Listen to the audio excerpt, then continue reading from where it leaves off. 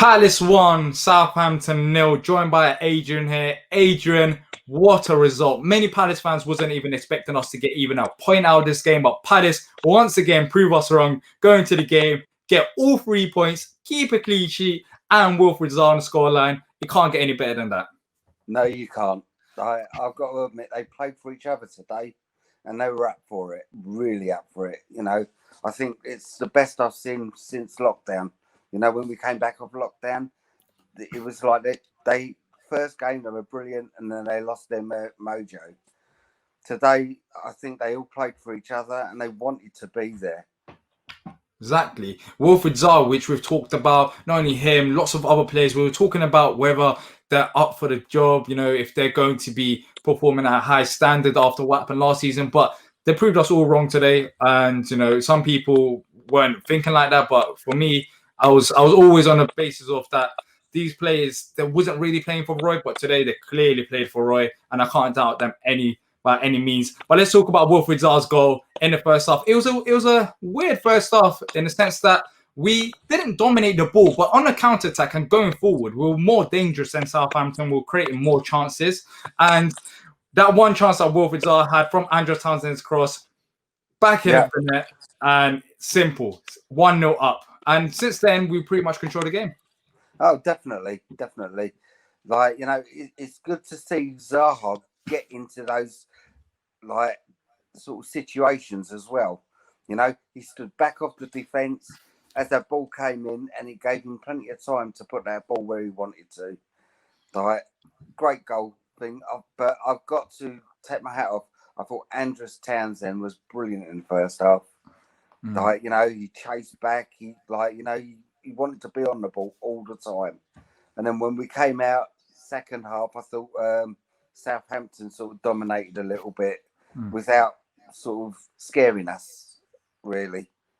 Yeah, Southampton second half, they did dominate. But let's talk about Andrew Townsend, as you mentioned him. First half performance was great. In the second half, no one really stood out in terms of forward players.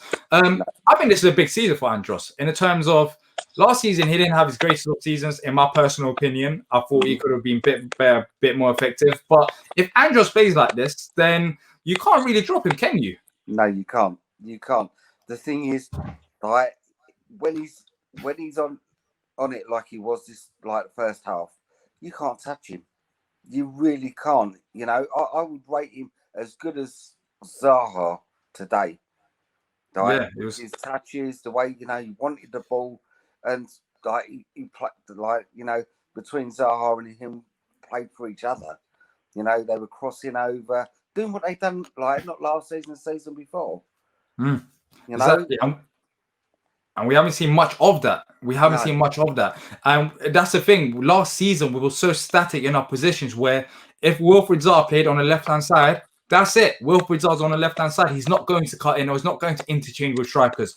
But in pre-season and in this game, what we've seen from Roy, and which we have to give credit to, and hopefully it continues, is that he's allowed more fluidity in the game. He's allowed players like Wilfried Zaha to go and cut in. He's allowed Andrew Townsend to be more expressive. So that's the main positive out of this game. And hopefully it continues. Because if it does, like that, we will score goals. Yeah, oh, definitely. Question I've got to ask you, though, is what do you think of Czech Kouyaté in a defensive role?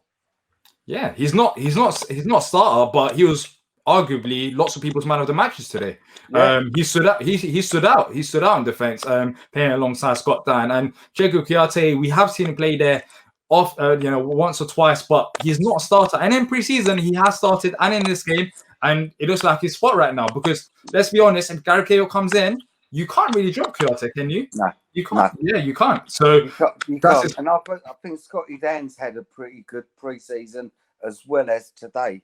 I think they've got quite a good understanding.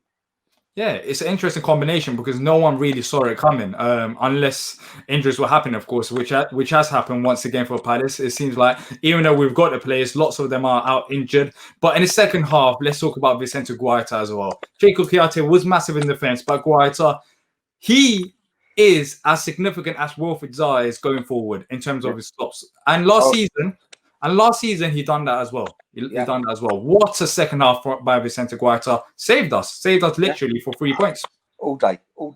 Like, you know, and like you say, he done that last season as well. You know, there was many a time that, you know, we shouldn't have got the results we had because of him. Right. My daughter said before she went off to work this afternoon, she said, "What are we going to do when he goes?" Yeah, I'm not too sure. I don't want to think about that right now because I'm in a good mood. I'm in a good mood, so I don't want to think about Vicente leaving at all. That's a question for another time. But going into next game, Eze was on a bench, Batshuayi was on a bench. Do you change any of them players? Do you start any of them and take some out of the first team? We won, and I don't really see Roy changing it. I don't, but I thought Eze, when he came on, the couple of touches he had were like, you know, especially when he run down the line, I thought that was really class. Yeah, 100%. Considering that it's his first Premiership game, you know, sort of his first touch, like, all right, what Will Price got into him, but like, you know, that was always going to happen. Like, you know, it's the baptism of fire, isn't it? Like, but you know, he took it and he went and carried on, and his next few touches were pretty good, straight to the nut, like another player, our player. Right, and that little meze down the thing, I think you posted it, where he went round and left like Will Price on his backside. Yeah. I thought that, you know, that was excellent. And if that's what we've got to come from him, wow. That's Do you all I start can him? say. Do you start him next game? Yeah, I would. For a slot? I would. What I would do is I would possibly have what's his name? Like Luca.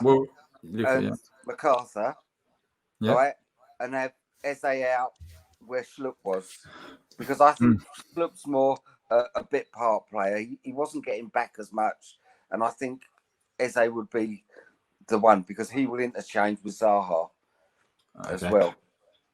Before you go, Adrian, let me have your man of the match for this game. It's not going to be easy. It's not. Like, I loved what Townsend done today. Like, and like, you know, the saves that Guaita made, but I think I've got to give it to Chiarte. I really do. You know, he did not put a foot wrong at all. One thing I will say, sending off. Do you think it was, or do you think the referee was right to have a look and change it? Initially, I thought it was a red card because his studs were out, but then they're both jumping. It's a hard one. I feel like the main positive out of that was that the referee went to the VAR screen and he checked it like that, and he made a final decision. That was the most important part.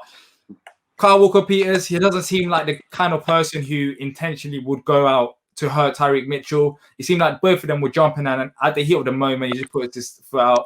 Yellow cards. Let's just both move on. You know, that's how I see it. Yep. Good. Yeah, but thank you for joining me, Adrian. Hopefully next game against United we can come back here and talk a bit more positive news about Palace after they get a point against United, at least hopefully, but it's going to be very hard. Look, right, you can never say never. Like, you know what Palace are like. You know, like, one of the games I remember the most is when we beat them 5-0 with the likes of George Best and stuff like that. So you never say never with Palace. We'll see. But thank you. Thank you, sir. Have a good one.